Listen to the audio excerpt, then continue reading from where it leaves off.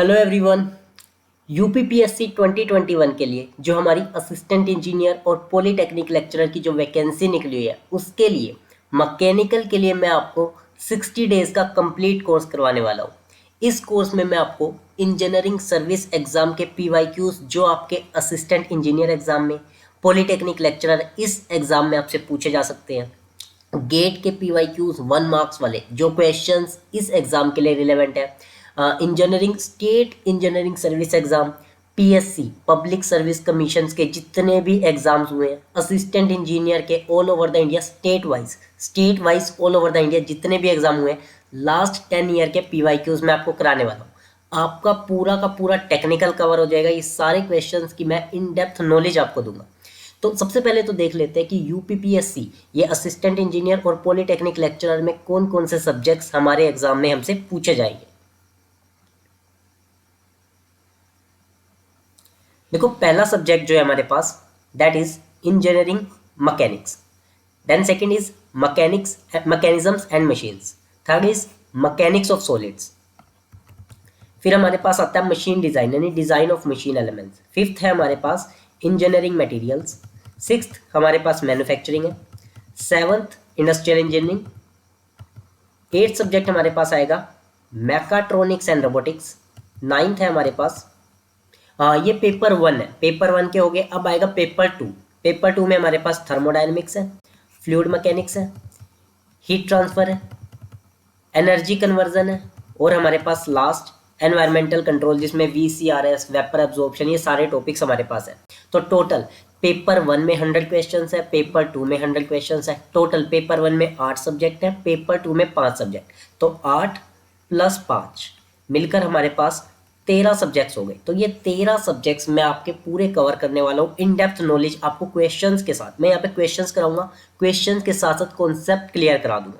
अगर आपने ये सब्जेक्ट्स ऑलरेडी कर रखे हैं तो आपकी बहुत अच्छी प्रैक्टिस हो जाएगी, और अगर आपको इन सब्जेक्ट्स की नॉलेज नहीं है, आपके कॉन्सेप्ट्स वीक है, आपको सारे सब्जेक्ट्स नहीं आते, तो आप यहाँ पर क्वेश्चंस के थ्रू पूरा टेक्निकल कवर कर सकते हो मेरे साथ। तो चलो, मैं जो स्टार्ट करने वाला हूँ वो पेपर 2 का जो हमारा थर्मोडायनेमिक्स है, थर्मोडायनेमिक्स यहाँ से मैं आप लोगों को स्टार्ट करवाने वाला हूँ, और 1 बाय 1 मैं सारे सब्जेक्ट्स कवर करा दूंगा। देखो, सबसे पहले इसमें हमारे पास क्या आता है, basic concepts and zeroth law of thermodynamics से यहाँ से क्वेश्चन पूछे जाते हैं। तो ये क्वेश्चन हम कवर करेंगे। देखो, सबसे पहले क्या है, the energy of the isolated system is always a constant which is given by. वो कहता है कि जो आइसोलेटेड सिस्टम होता है उसकी जो एनर्जी होती है वो हमेशा कांस्टेंट रहती है। और ये स्टेटमेंट किस लॉ के अकॉर्डिंग मिलती है, ये हमें मिलती है फर्स्ट लॉ ऑफ थर्मोडायनेमिक्स के अकॉर्डिंग। पहले तो मैं आपको ये आइसोलेटेड सिस्टम का मतलब समझा देता हूँ, यहाँ से आपसे एग्जाम में पूछा जा सकता है कि आइसोलेटेड सिस्टम होता क्या है। इसकी एक बार हम एक्सप्लेनेशन देख लेते हैं। आइसोलेटेड सिस्टम,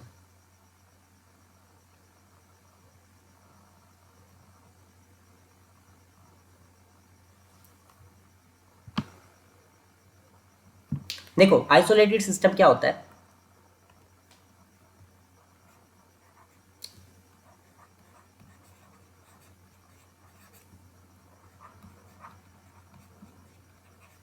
आइसोलेटेड सिस्टम वो सिस्टम होता है जिसमें आपका ना तो मास का ट्रांसफर होगा और ना ही एनर्जी का ट्रांसफर होगा। ये आपको ध्यान में रखना है। आइसोलेटेड सिस्टम, जैसे ये आपका एक सिस्टम है, इस सिस्टम के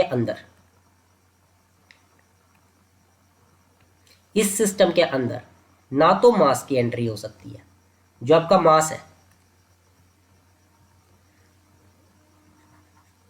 मास है, उसकी कोई एंट्री नहीं हो सकती, कोई इंटरेक्शन नहीं होगा। ना मास आ सकता है ना ही मास बाहर जा सकता है। मास बाहर भी नहीं जा सकता, मास हमारा बाहर भी नहीं जा सकता, ये भी आपको ध्यान में रखना है। ना तो मास एंटर करेगा और ना ही मास एग्जिट करेगा। उसी तरह से ना तो एनर्जी का इंटरेक्शन होगा, जो एनर्जी का इंटरेक्शन है, जो आपका एनर्जी है, एनर्जी किसी भी फॉर्म में हो, चाहे वो हीट की फॉर्म में हो, चाहे वो वर्क की फॉर्म में हो, तो यहाँ पर एनर्जी का भी इंटरेक्शन नहीं होगा। ये हमारा आइसोलेटेड सिस्टम होता है। आपको तीन सिस्टम ध्यान में रखने हैं। आपके पास तीन सिस्टम है, एक है आपके पास क्लोज सिस्टम, एक है आपके पास ओपन सिस्टम, और एक है आपके पास आइसोलेटेड सिस्टम। आइसोलेटेड सिस्टम का कॉन्सेप्ट मैंने बता दिया कि ना तो मास का ट्रांसफर होगा, ना ही एनर्जी का ट्रांसफर होगा। आइसोलेटेड सिस्टम क्लोज सिस्टम का एक स्पेशल केस होता है। क्लोज सिस्टम में क्या होता है कि क्लोज सिस्टम में आपका एनर्जी का ट्रांसफर हो सकता है, लेकिन मास का ट्रांसफर नहीं होगा। एनर्जी का इंटरेक्शन हो सकता है, एनर्जी आ सकती है, जा सकती है, लेकिन मास ना आएगा ना जाएगा। आइसोलेटेड सिस्टम में ना मास आता है, ना ही एनर्जी का इंटरेक्शन होता है, ये आपको ध्यान रखना है। और ओपन सिस्टम में क्या होता है, दोनों का इंटरेक्शन होगा, मास का भी इंटरेक्शन होगा, एनर्जी का भी इंटरेक्शन होगा। ये क्वेश्चन आपके एग्जाम में पूछा जा सकता है आपसे। तो यहाँ पर देखो, the energy of the isolated system is always constant. ये हमें कहा था फर्स्ट लॉ ऑफ थर्मोडाइनमिक्स में, ये थर्मोडाइनमिक्स ने बताया था। ये basically law of conservation of energy पर बेस्ड है, first law of thermodynamics. Zeroth law of thermodynamics क्या कहता है? Zeroth law of thermodynamics temperature measurement के बारे में बात करता है। जीरोथ लॉ जो 1931 में आर एच फाउलर ने दिया था। आर एच फाउलर ने, जो आपका जीरोथ लॉ है वो बाद में डेवलप हुआ है, बाद में इसको बनाया गया। ये जीरोथ लॉ बाद में पिक्चर में आया, फर्स्ट लॉ सेकंड लॉ पहले आ गए थे। तो सेकंड लॉ क्या कहता है? Second law of thermodynamics entropy के बारे में बात करता है, याद रखना, ये आपसे पूछा जा सकता है। थर्ड लॉ ऑफ थर्मोडायनेमिक्स क्या कहता है? Third law of thermodynamics Nernst equation है बेसिकली, जो क्या कहती है कि जो एब्सोल्यूट जीरो टेम्परेचर पर जो प्योर क्रिस्टलाइन सब्सटेंस की जो एंट्रोपी होगी वो जीरो होती है। ये आपको ध्यान में रखना है, तो ये पूछा जा सकता है। तो इसकी एक्सप्लेनेशन हम लोग देख लेते हैं। यहाँ पर देखो क्या दिया हुआ है। Isolated system, an isolated system is a thermodynamic system that cannot exchange either energy or mass। ना तो ये एनर्जी कर सकता है, ना ही ये मास का ट्रांसफर कर सकता है outside the boundary of the system. यानी कि चेंज इन एनर्जी हमारा जीरो रहेगा, चेंज इन मास हमारा जीरो रहेगा। From the first law of thermodynamics energy of the isolated system will remain constant, first law के अकॉर्डिंग। और एक चीज आपको यहाँ पर ध्यान में रखनी है, जैसे मैंने आपसे बात किया delta E is equal to zero, delta M zero, isolated system के एग्जाम्पल पूछ सकता है। तो आपको ध्यान रखना है, आइसोलेटेड सिस्टम के लिए एग्जाम्पल है यूनिवर्स। यूनिवर्स के बाहर ना तो मास आ सकता है, ना ही जा सकता है, ना एनर्जी आ सकती है, एनर्जी जा सकती है। यूनिवर्स के बाहर कुछ है ही नहीं। दूसरा एग्जाम्पल क्या है? Insulated thermos flask. जो इंसुलेटेड थर्मस फ्लास्क होगी उसके अंदर भी हम क्या कर देते हैं, हीट एनर्जी का ट्रांसफर नहीं होने देते, मास तो जा ही नहीं रहा। एक बार आपने उसमें कोई भी हॉट आपने कॉफ़ी चाय कुछ भी डाल दिया, तो उसके बाद मास तो ऊपर से हमने कैप बंद कर दी, तो मास का तो इंटरेक्शन होगा नहीं, लेकिन एनर्जी का भी इंटरेक्शन स्टॉप हो चुका है, हीट ट्रांसफर नहीं होगी। परफेक्टली बात कर रहा हूँ। हालांकि जो आपकी मिल्टन वगैरह की होती है 24 घंटे तक वो कर देती है, 24 घंटे तक गर्म रखती है, उसके बाद ठंडा होना शुरू हो जाता है। लेकिन मैं परफेक्टली इंसुलेटेड बोतल की बात कर रहा हूँ, परफेक्टली इंसुलेटेड थर्मस फ्लास्क, जिसमें से एनर्जी का भी ट्रांसफर नहीं होगा। तो ये हमारा क्वेश्चन नंबर 1 हो गया। मैं आपको ये जितने भी क्वेश्चंस कराऊंगा उनकी इतनी इन डेप्थ नॉलेज मैं आपको दूंगा कि जितने भी उसके आसपास के क्वेश्चन बन सकते हैं आपके वो भी कवर हो जाएंगे। अगला क्या है? A series of operations which takes place in a certain order and restore the initial conditions. अपनी इनिशियल कंडीशन को रिस्टोर कर ले, इसको समझते हैं।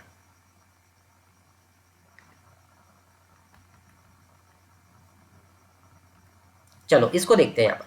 तो देखिए, सीरीज ऑफ ऑपरेशंस मतलब क्या है कि आपकी प्रोसेस हुई है और जो आपकी इनिशियल कंडीशन है वो रिस्टोर हो गई है। कहने का मतलब क्या है, जैसे कि ये हो सकता है आपके पास ये एग्जांपल है कि एक प्रोसेस ए से बी हुई, फिर बी से सी हुई, और फिर वापस आ गई ये वापस। इसको मैं कैसे दिखा दूँ? जैसे ये मेरा ए से बी गया, फिर बी से सी गया और सी से ए से बी से सी और सी से वापस ए हो गया। तो यहाँ पर जो इनिशियल कंडीशन है ए, वो वापस रिस्टोर हो गई है। रिस्टोर, इसे हम साइकिल कहते हैं। ये हमारी क्या कहलाती है? ये हमारी साइकिल कहती है, साइकिल कहलाती है। साइकिल हमारी रिवर्सिबल भी हो सकती है, इरिवर्सिबल भी हो सकती है। रिवर्सिबल होगी तो हम लोग सॉलिड लाइन से दिखाएंगे, इरिवर्सिबल होगी तो हम लोग किससे दिखाएंगे? डॉटेड लाइन से दिखाएंगे, डॉटेड लाइन से। जैसे हमारे पास ये हो गई,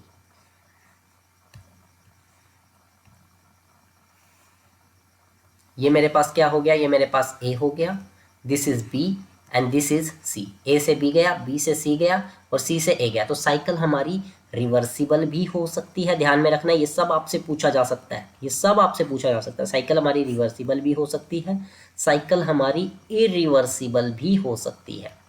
may be reversible, may be irreversible. Basically cycle क्या कहलाएगी? हमारी थर्मोडायनेमिक साइकिल कहलाएगी, टीडी साइकिल कहलाएगी। चलो,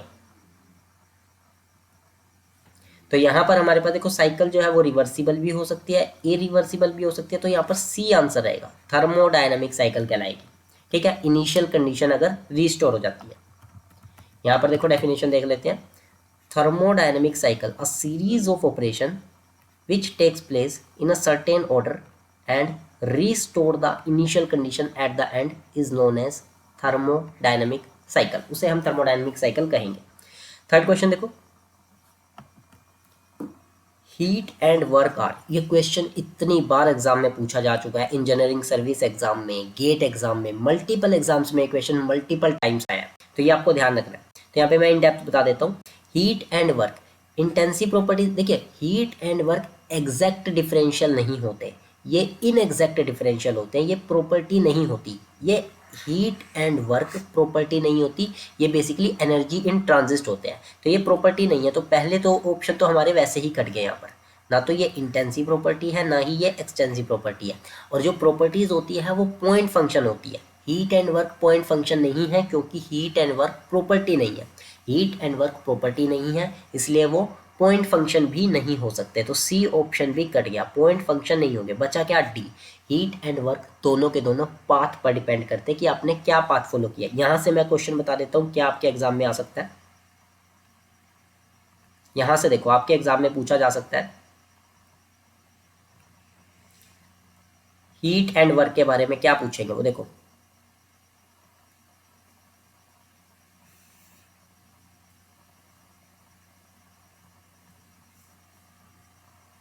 अगर आपका पीवी डायग्राम है, प्रेशर वॉल्यूम डायग्राम है, प्रेशर वॉल्यूम डायग्राम देखो, ए पॉइंट से आप बी पॉइंट पे जा रहे हो, ए पॉइंट से आप चले गए बी पॉइंट पर, आपने ये पाथ फॉलो किया, वन पाथ फॉलो किया। आप ए से बी ऐसे भी जा सकते थे, ऐसे, तो ये सेकंड पाथ फॉलो किया। तो area under the diagram, close system के लिए मैं आपको आगे डिस्कस करूंगा, क्लोज सिस्टम के लिए एरिया अंडर वॉल्यूम एक्सिस पे लेना है, ओपन सिस्टम के लिए प्रेशर एक्सिस पे लेना है, ये सब मैं आपके साथ डिस्कस करूंगा। तो यहाँ पर हमारे पास जो वर्क होगा, यहाँ पे जो हमारे पास वर्क होगा एरिया अंडर द कर्व। अगर मैं वन सिस्टम की बात करूँ, अगर मैं वन पाथ के लिए बात करूँ, वन पाथ के लिए, तो मेरा जो वन पाथ के लिए वर्क होगा वो इतना रहेगा, ये रहेगा एरिया अंडर द कर्व। और अगर मैंने पाथ को चेंज कर दिया, पाथ को चेंज कर दिया, अगर मैं 2 से जाने लग गया, ये वाला पाथ अगर मैं फॉलो करता हूँ, ये वाला, इस केस में अब क्या होगा, इस केस में मेरा जो वर्क है वो चेंज हो जाएगा, पाथ के चेंज होने से मेरा वर्क भी चेंज हो जाएगा। इस केस में मेरा ये पूरा मेरे पास आ जाएगा एरिया अंडर द कर्व, ये हो जाएगा। तो मतलब अगर आपने कर्व को चेंज किया तो आपका वर्क भी चेंज हो रहा है। तो यहाँ पर इसका मतलब है वर्क पाथ पे डिपेंड करता है कि आपने क्या पाथ फॉलो किया। तो प्रेशर वॉल्यूम डायग्राम से आपको वर्क मिलेगा। और दूसरी तरफ आपको ध्यान में रखना है कि अगर आपका टेम्परेचर एंट्रोपी डायग्राम है, ये भी आपसे पूछा जा सकता है, ध्यान रखना।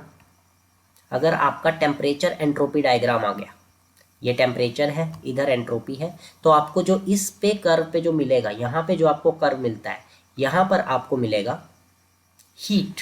टेम्परेचर एंट्रोपी डायग्राम से आपको क्या मिलता है, हीट। ये आपके एग्जाम में पूछा जा सकता है। तो ये जो भी एरिया होगा ना इसके नीचे का, ये आपको हीट देगा, जितना भी ये एरिया है सब आपको हीट देगा। ये आपको ध्यान में रखना है, आपसे 1 मार्क में पूछ सकते हैं। हाँ, आपके तो यहाँ पर 3 मार्क्स के क्वेश्चन है, तो यहाँ पर एक क्वेश्चन आपसे पूछा जा सकता है। चलो, क्वेश्चन नंबर 3 भी हो गया, तो इसका डी आंसर हमारा सही रहेगा।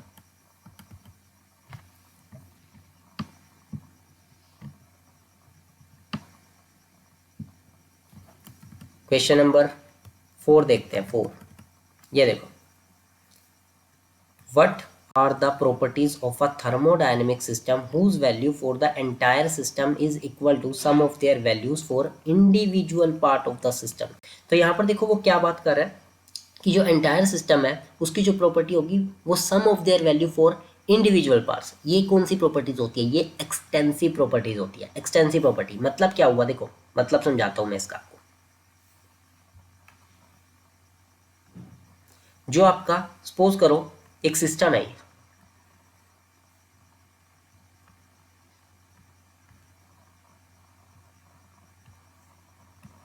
ये मैंने एक सिस्टम ले लिया, एक सिस्टम, और इस सिस्टम में देखो एक्सटेंसिव और इंटेंसिव क्या होती है। एक्सटेंसिव प्रॉपर्टीज वो प्रॉपर्टीज होती है जो सिस्टम के एक्सटेंट पे, सिस्टम के साइज पे डिपेंड करती है।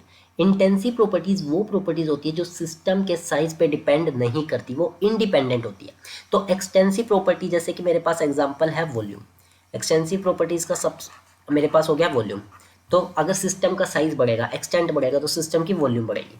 अब अगर मैंने इस सिस्टम को डिवाइड कर दिया, यहाँ पर देखो, अगर मैंने इस सिस्टम को 2 पार्ट्स में डिवाइड कर दिया, जैसे ये मैंने डिवाइड कर दिया इस सिस्टम को, तो अब इस पूरे सिस्टम की वॉल्यूम पहले v थी, अब यहाँ पर हो गई v1 और ये हो गई v2। तो अगर मैं इस सिस्टम की वॉल्यूम निकालना चाहता हूँ ना, इस सिस्टम की वॉल्यूम, तो वो होगी v1 प्लस v2। तो यहाँ पर जो एक्सटेंसिव प्रॉपर्टीज़ है वो आप सम कर सकते हो इसका v1 प्लस v2 का। सिमिलरली अगर आपने और पार्ट्स बना दिया, यहाँ पर और पार्ट्स बना दिया और इसको बोल दिया कि ये v3 है, ये हो गया v3, तो आपकी प्रॉपर्टीज में v1 plus v2 plus v3 हो जाएगा। तो यहाँ पर आपको अलजेब्रिक सम करना पड़ता है प्रॉपर्टीज का, यही वो बात कर रहा है। तो यही उसने बात की है यहाँ पर, देखो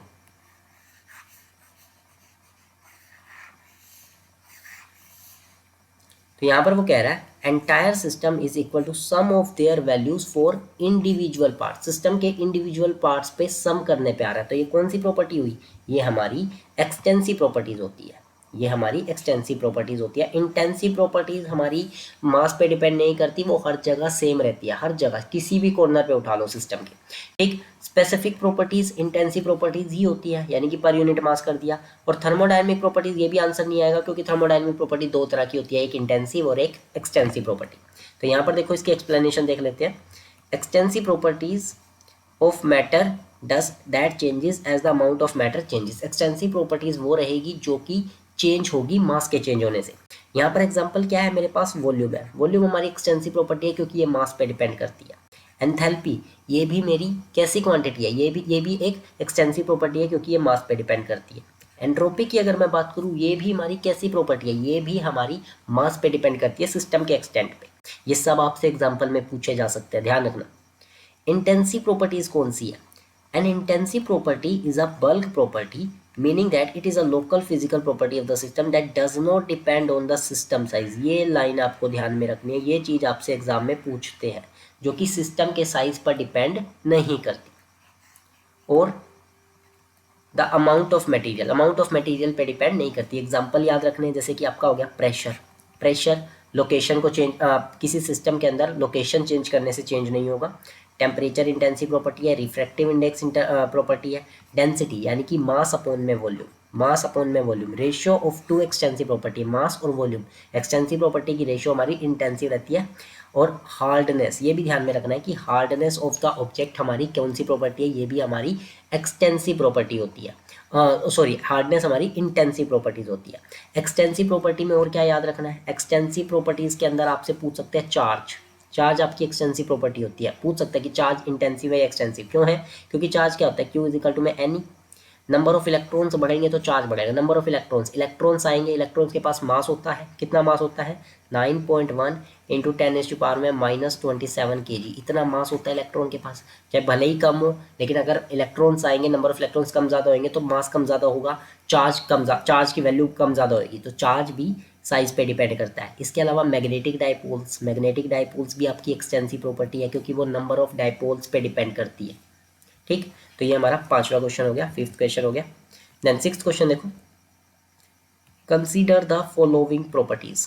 ये दे दिया, एक दे दिया उसने टेम्परेचर, एक दे दिया उसने विस्कोसिटी, एक दे दिया उसने स्पेसिफिक एंट्रोपी, एक दे दिया उसने थर्मल कंडक्टिविटी।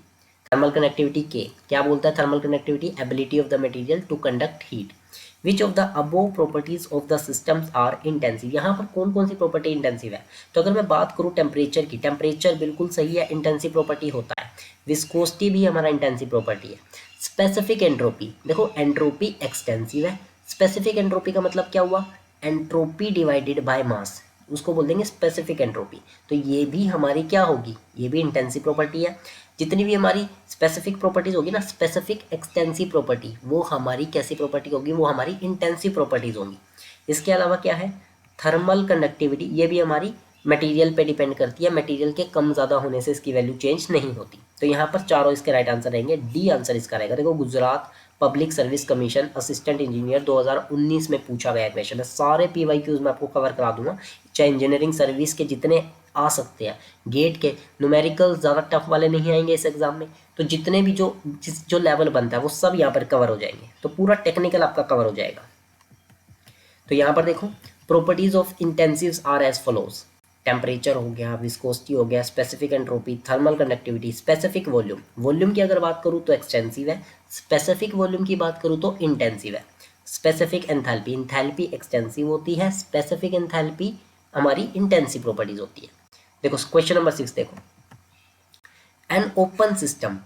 ओपन सिस्टम क्या होता है? ओपन सिस्टम में मैंने बताया था जिसमें मास का भी इंट्रैक्शन होगा, जिसमें एनर्जी का भी इंट्रैक्शन होगा। मास भी आ जा सकता है, एनर्जी भी आ जा सकती है। तो it is a specified region where transfer of energy and mass takes place. बिल्कुल सही है, यहीं पर इसका आंसर आ गया, यहीं पर इसका ए पार्ट का आंसर आ गया। बी पार्ट देख लो, a region of constant mass and only energy is allowed to cross the boundary. सिर्फ एनर्जी क्रॉस करेगी, एनर्जी क्रॉस करेगी, मास नहीं करेगा, तो ये क्लोज सिस्टम है, ओपन सिस्टम नहीं है। तीसरे में कह रहे हैं cannot transfer either energy और मास टू और फ्रॉम द सराउंडिंग। ना तो एनर्जी का ट्रांसफर हो रहा है, ना ही मास का ट्रांसफर हो रहा है, तो ये आपका कैसा है? ये आपका आइसोलेटेड सिस्टम है। और लास्ट में कह रहा है has an enthalpy transfer across इस boundary and the mass within the system is not necessarily constant. ये तो कोई मतलब ही नहीं बनता, ये तो कोई कुछ स्टेटमेंट ही नहीं है, इरिवेलेंट स्टेटमेंट दे दी। तो सिक्स्थ का ए आंसर होगा हमारे पास। तो यहाँ पर देखो दिया हुआ है एक सिस्टम है, ये हमारा दे रखा है मास का ट्रांसफर और ये दे रखा है एनर्जी का ट्रांसफर। तो अगर आपके पास ओपन सिस्टम होगा, ओपन सिस्टम की अगर मैं बात करूं, ओपन सिस्टम में हमारा मास का ट्रांसफर, देखो टिक मार्क लगा हुआ है, मास का भी ट्रांसफर होगा और एनर्जी का भी ट्रांसफर होगा। टिक मार्क लग गया ना, तो इसका मतलब दोनों का ट्रांसफर होगा। अगर बात की जाए क्लोज सिस्टम की, क्लोज सिस्टम में मास का ट्रांसफर नहीं होगा, एनर्जी का ट्रांसफर होगा। आइसोलेटेड सिस्टम की अगर बात करें, आइसोलेटेड सिस्टम में मास का ट्रांसफर नहीं होता और ना ही एनर्जी का ट्रांसफर होता है। तो ये हमारा क्वेश्चन हो गया। 6 क्वेश्चन हमने कवर कर लिए।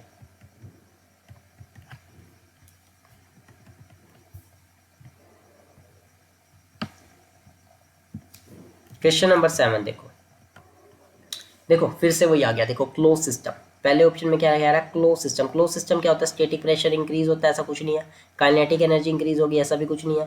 Heat mass and work interaction, heat mass यानी एनर्जी और मास दोनों का इंटरेक्शन हो रहा है, वो ओपन सिस्टम होता है। हीट एंड वर्क इंटरेक्शन बिल्कुल सही है, यहाँ पर बिल्कुल सही है। क्लोज सिस्टम में सिर्फ हीट एंड वर्क का इंटरेक्शन होगा, तो यहाँ पर इसका ये डी हो जाएगा। तो 1 का डी, देखो 1 का डी किसमें है? एक तो ए ऑप्शन में है और एक डी ऑप्शन में, यानी कि बी और सी तो हमारे कैंसिल हो गए। ठीक है। ओपन सिस्टम की अगर मैं बात करूँ, देखो 2 का इसमें भी सी दे रखा है, इसमें भी सी दे रखा है, ए और डी दोनों ऑप्शन में दे दिया, चेक करने की जरूरत नहीं है। ओपन सिस्टम में क्या होगा? Heat mass and work interaction होगा, बिल्कुल सही है, 2 का सी हो जाएगा। ठीक है। पंप, पंप क्या करता है? पंप का काम होता है स्टैटिक प्रेशर को इंक्रीज करना। स्टैटिक प्रेशर इंक्रीज करना मतलब थर्ड का ए हो गया, थर्ड का ए। तो यहाँ पे थर्ड का ए है, यहाँ पे ई है। थर्ड का ई में क्या है? Deliver work. पंप कोई वर्क डिलीवर नहीं करता, पंप वर्क को कंज्यूम करता है। तो टरबाइन नहीं होगा, थर्ड का ए आंसर हो, ये सॉरी डिलीवर वर्क नहीं होगा, थर्ड का ए हो जाएगा। टरबाइन क्या करता है? टरबाइन का काम होता है वर्क को डिलीवर करना। टरबाइन का क्या काम है? टरबाइन का काम है वर्क को डिलीवर करना। तो यहाँ पर हमारे पास ई ऑप्शन हो जाएगा। और नोजल, नोजल के लिए क्या होगा? नोजल का काम होता है काइनेटिक एनर्जी को इंक्रीज करना। तो यहाँ पर 5th का बी होगा, काइनेटिक एनर्जी को इंक्रीज करना। तो यहाँ पर हमारे पास राइट आंसर क्या हो जाएगा? 4th का ई एंड 5th का बी। तो हमारे पास ए आंसर हो जाएगा। 7th का A is the right answer. 7th का हमारे पास ए राइट आंसर रहेगा।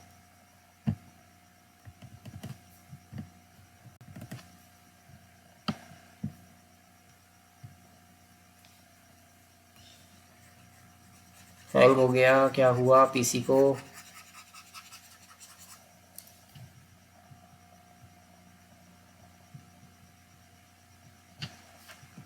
चलो तो देखो यहाँ पर एक्सप्लेनेशन देख लेते हैं। क्लोज सिस्टम होगा heat and work interaction, open system होगा हीट मास एंड वर्क तीनों का होगा, पंप होगा तो स्टैटिक प्रेशर को इंक्रीज करेगा, टरबाइन होगा तो वर्क को डिलीवर करेगा, नोजल होगा तो इंक्रीज इन काइनेटिक एनर्जी।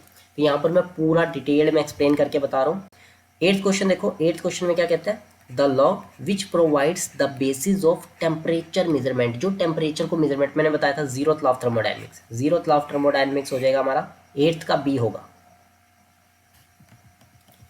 देखो zeroth law of thermodynamics provides the basis of temperature measurement. First law किसके बारे में बात करेगा? First law of thermodynamics provides the conservation of energy, energy के conservation. Third second law of thermodynamics provides the basic for the concept of entropy. Second law quality के बारे में बात करता है, एनर्जी की क्वालिटी, और जो फर्स्ट लॉ होता है वो एनर्जी के क्वांटिटी के रिस्पेक्ट में बात करता है। आप इनके प्रॉपर नोट्स भी बना सकते हो, जो भी मैं बता रहा हूँ आपके एग्जाम में डायरेक्ट ये क्वेश्चन पूछे जा सकते हैं। नाइन्थ क्वेश्चन देखो, नाइन्थ में क्या कह रहा है?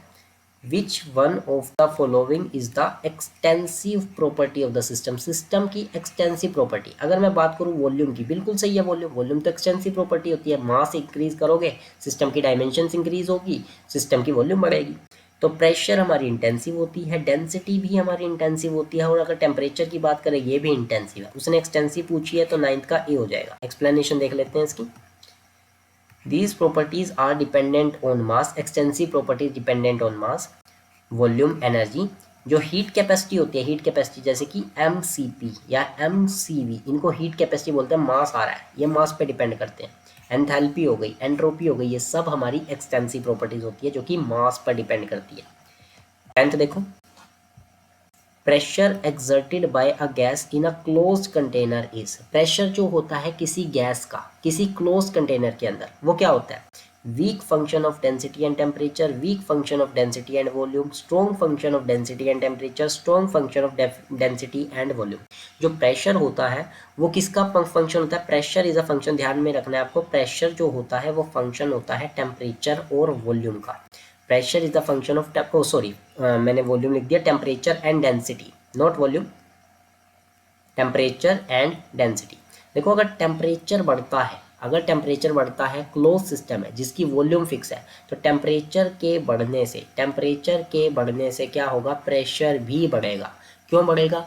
टेम्परेचर बढ़ेगा तो मॉलिक्यूल्स की काइनेटिक एनर्जी बढ़ेगी, मॉलिक्यूल्स की काइनेटिक एनर्जी बढ़ेगी, वो ज़्यादा मोमेंटम ट्रांसफ़र करेंगे। गैसेस के केस में जो प्रेशर होता है वो मोमेंटम ट्रांसफ़र की वजह से होता है। जो गैसेस के पार्टिकल्स जो कोलाइड करते हैं तो उनका मोमेंटम जो ट्रांसफ़र होता है उसकी वजह से प्रेशर आता है। टेम्परेचर बढ़ेगा, काइनेटिक एनर्जी बढ़ेगी, उनका मोमेंटम बढ़ेगा, मोमेंटम बढ़ेगा, प्रेशर बढ़ेगा। दूसरी तरफ डेंसिटी, डेंसिटी बढ़ना मतलब एक पर्टिकुलर स्पेस के अंदर, पर्टिकुलर वॉल्यूम के अंदर मास बढ़ना, मास बढ़ना। Density is equal to mass upon में वॉल्यूम। मास बढ़ना यानी कि मॉलिक्यूल्स का बढ़ना, तो मॉलिक्यूल ज़्यादा आएंगे तो प्रेशर भी होगा। तो ये 10th का सी इसका राइट आंसर हो जाएगा, strong function of density and temperature.